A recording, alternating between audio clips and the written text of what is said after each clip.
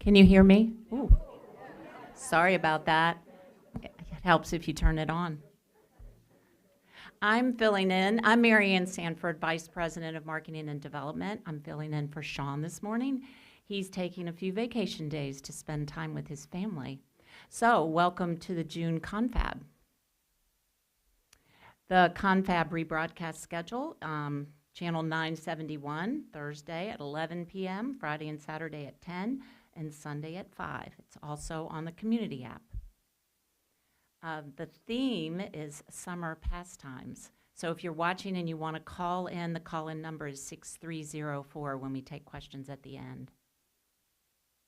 So the Lee Van Horn Catch Me at My Best Award, I heard somebody say, oh, yes, it's two of our favorites, Mandy and Billy Seamster.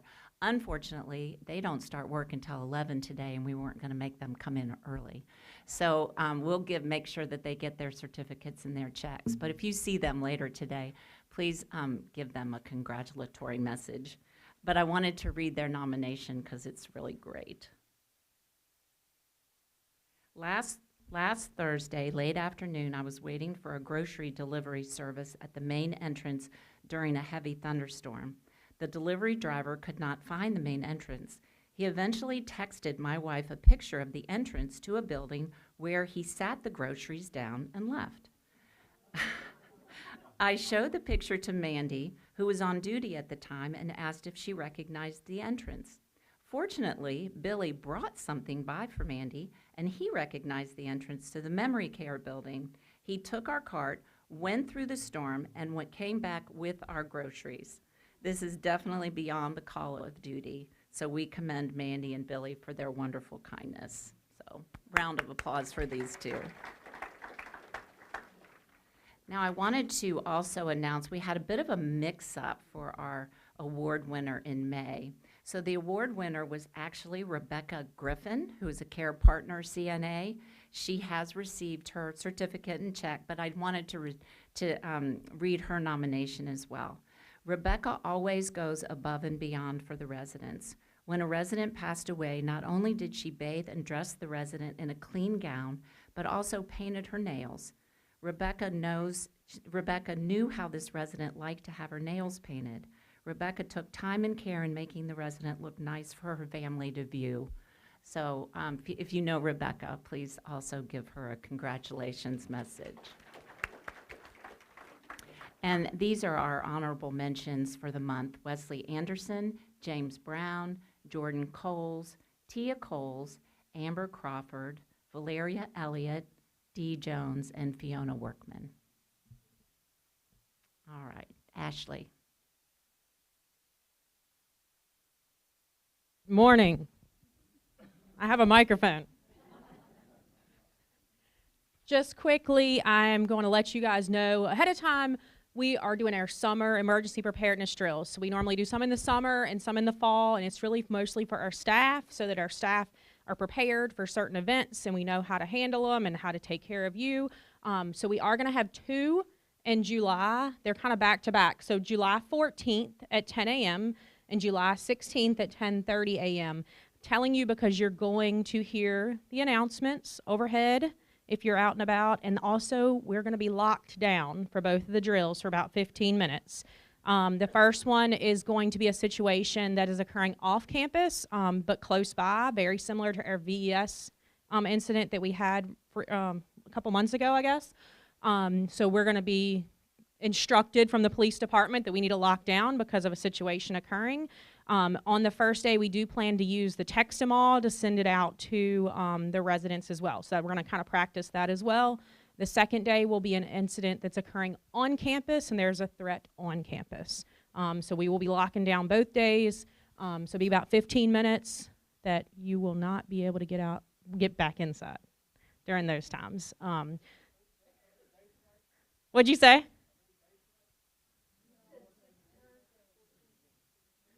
It's the 16th.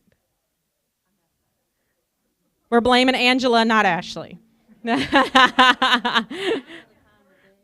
the 14th is at 10 a.m. The 16th is at 10:30. Yes. Yes, ma'am.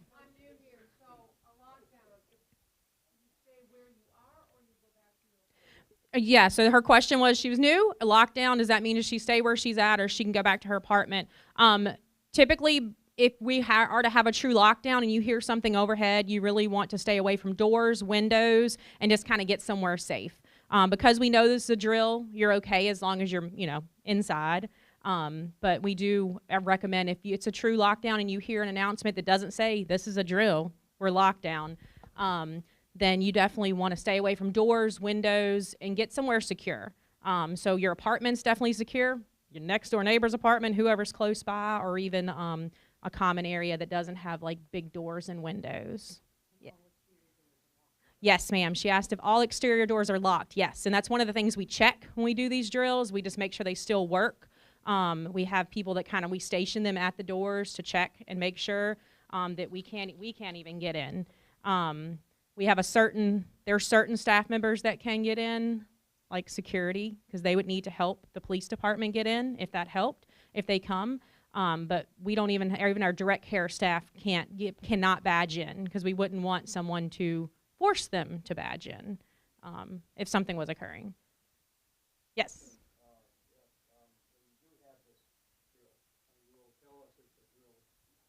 Yes, he asked, when we have the drill, we'll tell them it's a drill. Yes, both of them, I've got instructions for when they make the announcement. The first thing they are going to say is, this is a drill, blah, blah, blah. And with it, we are going to re-announce it every 5 minutes until it's cleared. That's something we learned before, that, hey, people don't really know when we're done. And if it was a real emergency, we want you to know we're still happening. Things are still happening if we're able to make those announcements. If it was a true situation, sometimes the front desk may not be able to continue to make those announcements or even make the first announcement. So we just have to go by what we can try and plan. Any other questions? All right, thank y'all.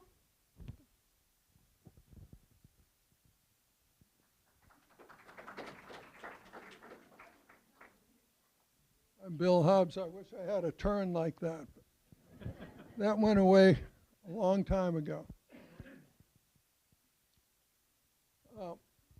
I'm the vice chair of the Residents' Council, and we decided at our first meeting this year that our main priority would be to increase communication with the independent living population as well as others, and that would be our main goal.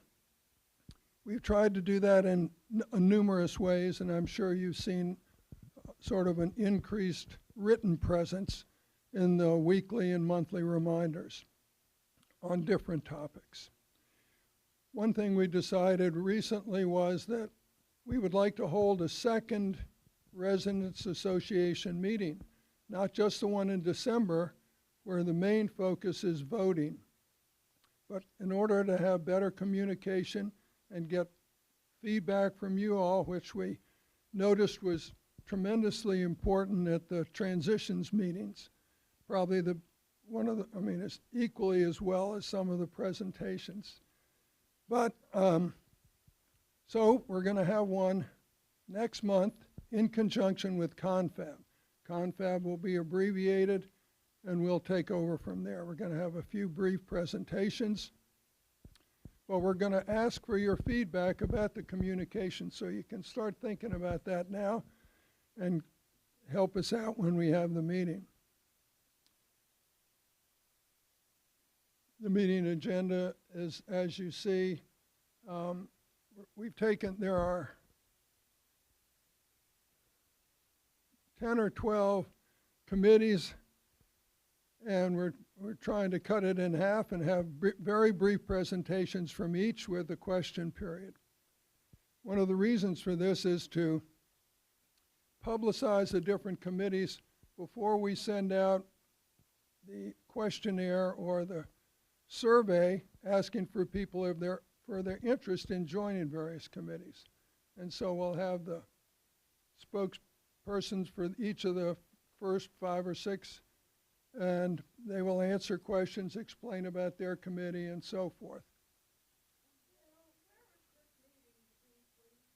I'm sure it'll be here in the Commons. It's in conjunction with Confab, so I'm sure it's been reserved. And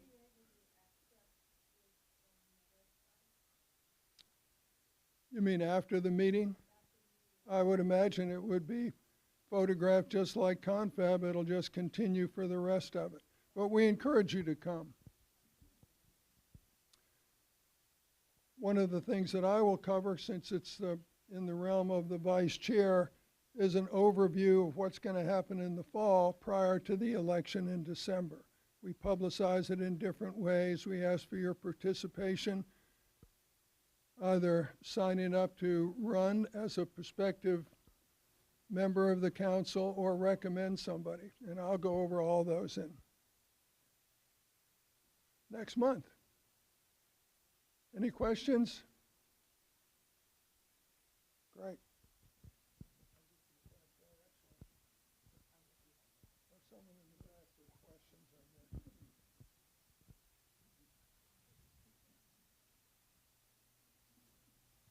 Oh, I had one other thing. I'm sorry. I'm sorry, but I asked Bill Gale about it earlier, and when I passed by him, it jogged my fading memory. The end of this, I'm on the Health Support Committee, so I want to address your health for a minute. The end of this week, the feels like temperatures are going to be over 100. Some people are out walking all over the place all the time. I don't see water in their hands a lot of the time, but it's going to be dangerous out there, so be very careful. We used to have an article on the website about dealing with hyperthermia and the symptoms and so forth.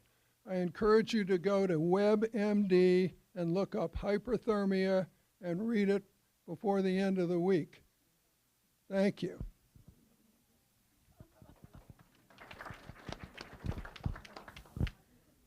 Good morning. I'm Denise Hearn. I'm the Wellness Center Manager here at Westminster Canterbury. Our Wellness Resident of the Month for July is going to be Barbara Rogers, or is Barbara Rogers. Yes, congratulations to Barbara. And also in August, Faye Tice will be our Wellness Resident of the Month. So when you see her, congratulate her. So I do both months because I'm here every other month. So that's why I do that ahead. So be sure and congratulate them. And you can see their information in the newsletters as well as on the information board in the Templeton Wellness Center. Our schedule and programs for July, there's not many changes in July. We have outdoor wellness classes at 8:30 a.m. Monday through Wednesday. For our 8:30 class, all the other schedule is the same. I do have a schedule on the information board where you do your sign-in. When you sign in at the Templeton Wellness Center, there is a schedule each month showing, we only do it Monday through Wednesday, and sometimes there's changes due to weather, or if one of us isn't here, it will come into the wellness studio. So I do have a schedule there each month showing which location we are in case there's a change there. So keep that in mind. And it's also in the weekly as well. And when we're outside, we're on the terrace shuffleboard court down on the terrace. And the 3P program on Fridays, that is outside one Friday a month, and that is the second Friday of the month, just to mention that as well. Tai Chi and pool volleyball are both each month, always. And Jessie is here for Tai Chi the first Tuesday of each month. And pool volleyball is the first and third Tuesday of each month. And everybody's always invited to come to those and enjoy that. Lots of fun. We do have a new program, just a pop-up class we're putting in July, Rev and Flow, with Becky Bourne, our instructor that comes on Thursday. So she will be doing this pop-up class for something new and different. So we hope to see you there. And Marco will do a demo of the seated stepper. He has done that before. However, this time this demo will be for the directions that will be posted down there on the use of the stepper. And he'll do a demo of that to get you familiar with that as well. In August, we do have an additional program, The Power of Breath, Simple Practices for Health and Well-Being with Lee Rooney, who is the owner of Prana Fitness and Yoga. Our Soulmates Walks in July are Percival Island and Blue Ridge, Virginia Railway Trail with lunch at Blue Mountain Brewery. In August, we go to Peaks of Otter. We have lunch at the lodge there, as well as stop by Gross Orchard, who is here today, which is wonderful. But we will stop by Gross Orchard on our way home from that particular walk. And then we will also have Blackwater Creek Trail in August. Our lectures coming up for the Wonderful World of Nature in July, we are going to have Heidi James here to speak on bees. It's entitled Our Gentle Native Pollinators. I understand she does a wonderful lecture on bees, so we're looking forward to that. WC University Wellness Lecture in August will be with Dr. Nathan Richards, the alpha-gal syndrome. He has been at UVA for a while doing research on alpha-gal, and he will be coming back to Lynchburg towards the first of the year with an allergist as well. So I think it will be very informative. Our History Series lecture in August is with Greg Starbuck, and it will be on Lynchburg at War. Our Parkinson's groups continue each month. We have Friends with Parkinson's support group here in the first Monday of each month in the Commons, and our YMCA Parkinson's support group continues on the third Tuesday of each month, and we do have a bus for transportation to that particular one.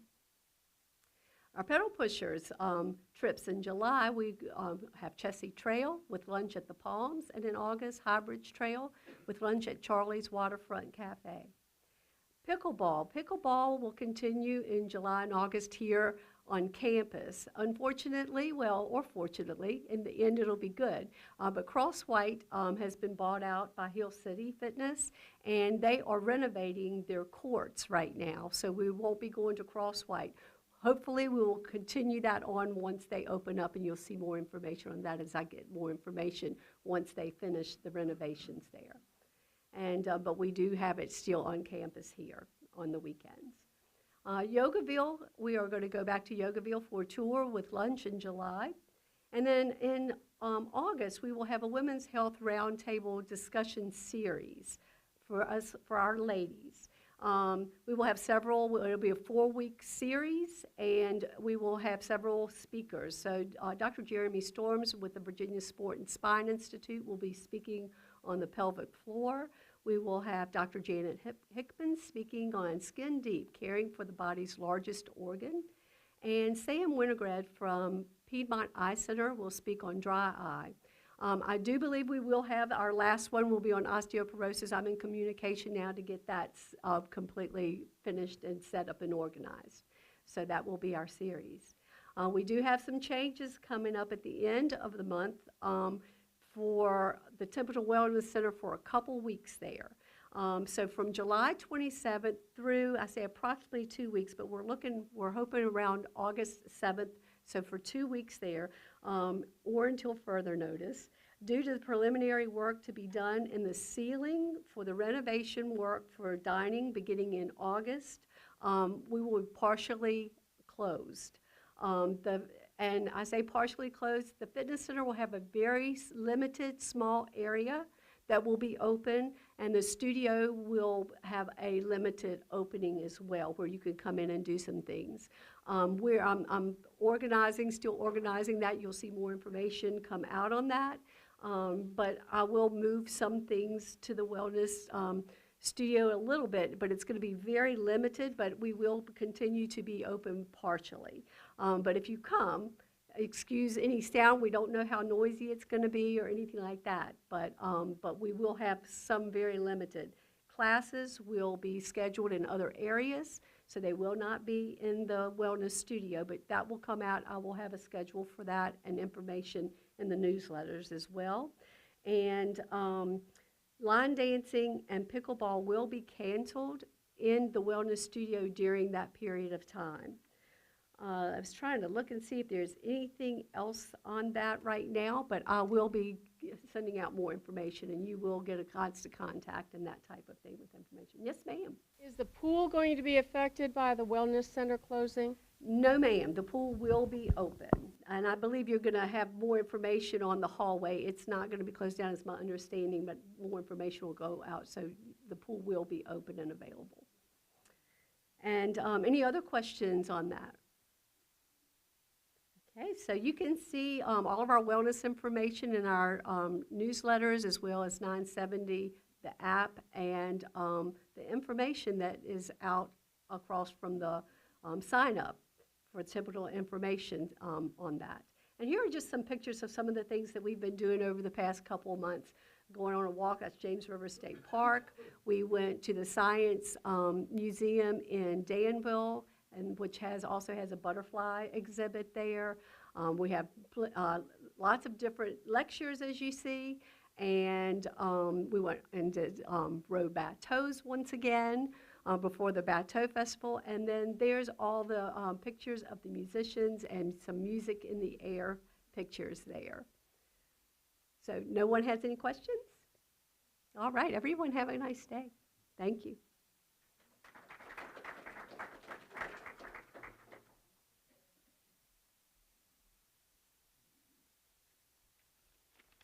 Good morning.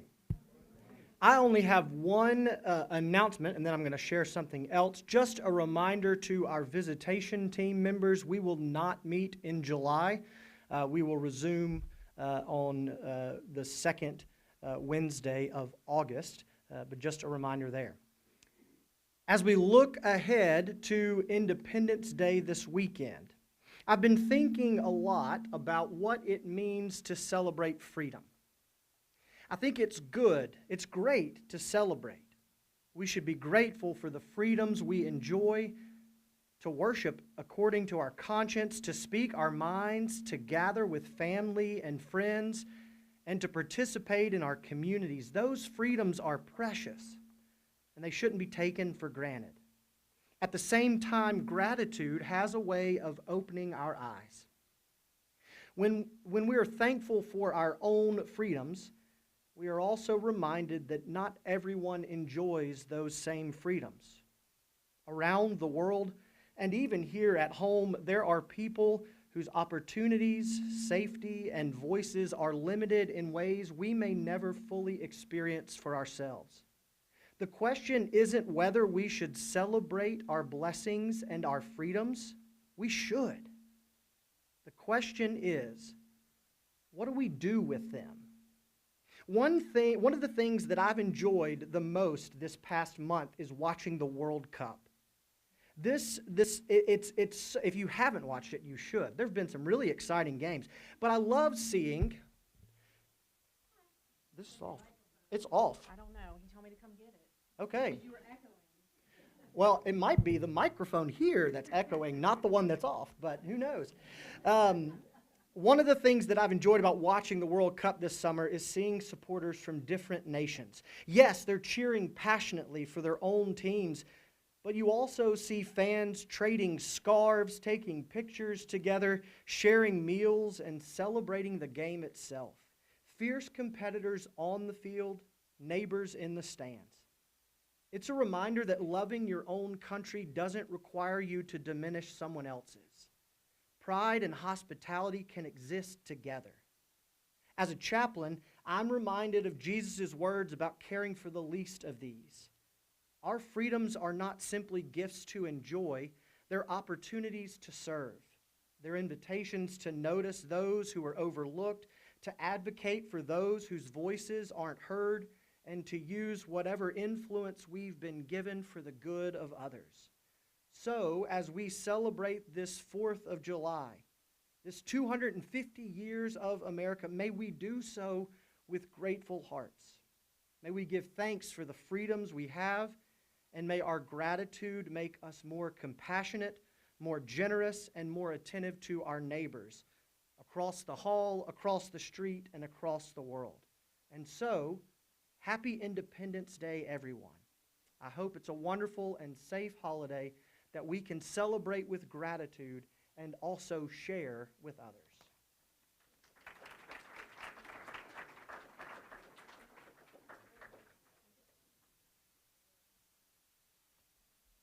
Thank you, William. That was so nice. Just a couple of updates from the foundation. Tomorrow we'll launch our final appeal of the fiscal year, and it'll be for the Healthcare Enrichment Fund. You'll find an appeal letter in your mailbox tomorrow morning. This is our first appeal for the fund since it was established in 2024. This fund supports Susan Carroll's Music Care program and other meaningful experiences that enrich the lives of residents in our care areas. The appeal will run through August 31st. giving us plenty of time to wrap up before our fiscal year ends on September 30th. We're looking forward to finishing the year strong. So I want to thank all of you who have made donations to the foundation this year. We appreciate it. And as I said, we'll wrap up our fiscal year September 30th. A couple of other things. We've got 2 more on our financial planning seminar series. The next one's going to be in August, 5 Myths of Funeral Pre-Planning. If you haven't been to this, Chris Tharp with Tharp Funeral Home, he came a couple years ago and he gave a great talk. So if you haven't made your reservation with Jane yet, please do so. Either send her an email or give her a call. It's very informative. And then our last one of the year will be in November 11th. We'll have Ryan McIntyre here from Brown Edwards, and he'll be talking about IRAs, the planning tool extraordinaire.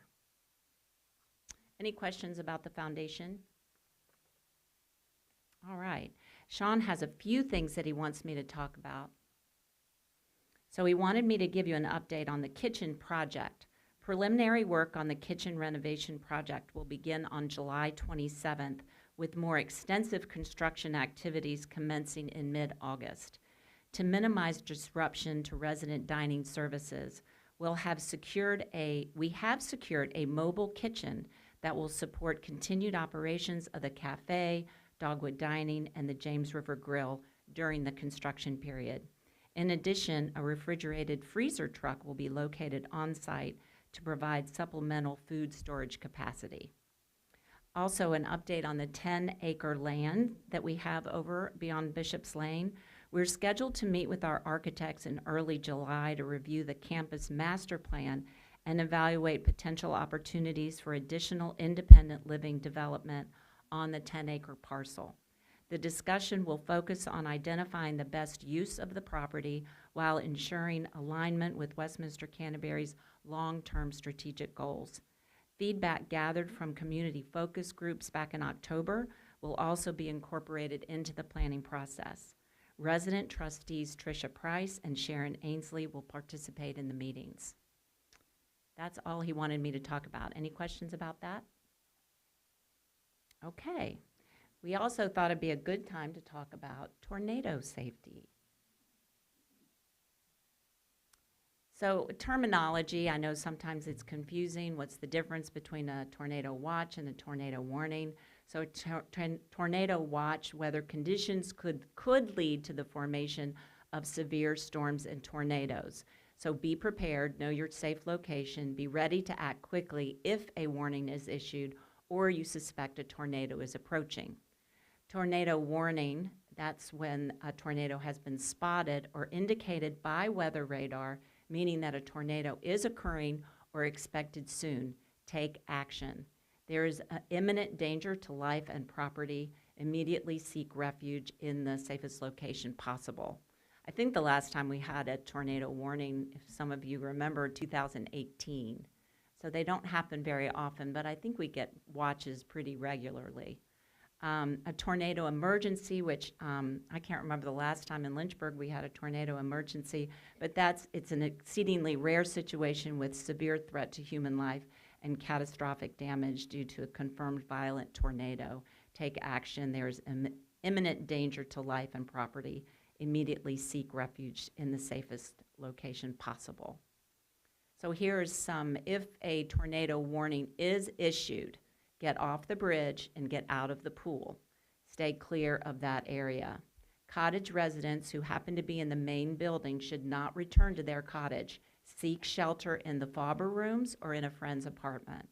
Residents in apartments and cottage should put your pendant on, close your window and blinds, get to a small interior room, closet, or hallway away from the windows, and tune in for emergency information.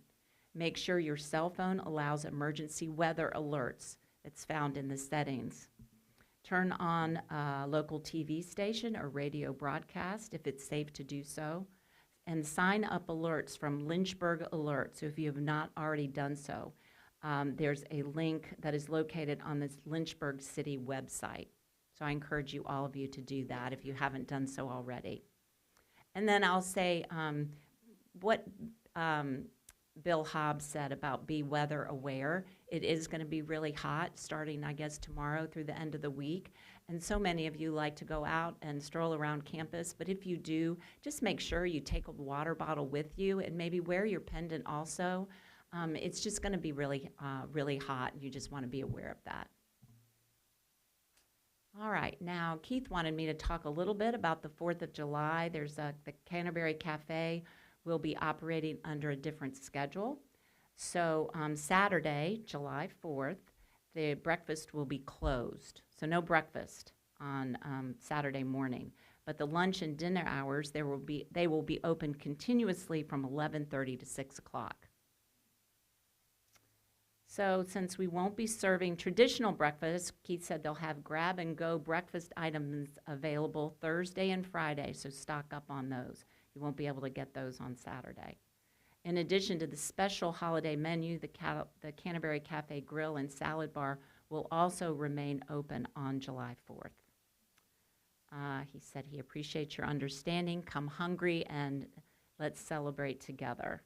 If you have any questions, I think Keith said he was going to be here, but I don't see him. So you can call him on 3592 if you have any questions, but have a happy and safe holiday. And this is the menu. I won't read it out.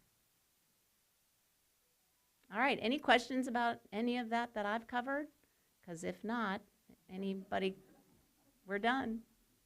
Have a great holiday and have a good rest of the week. Thank you.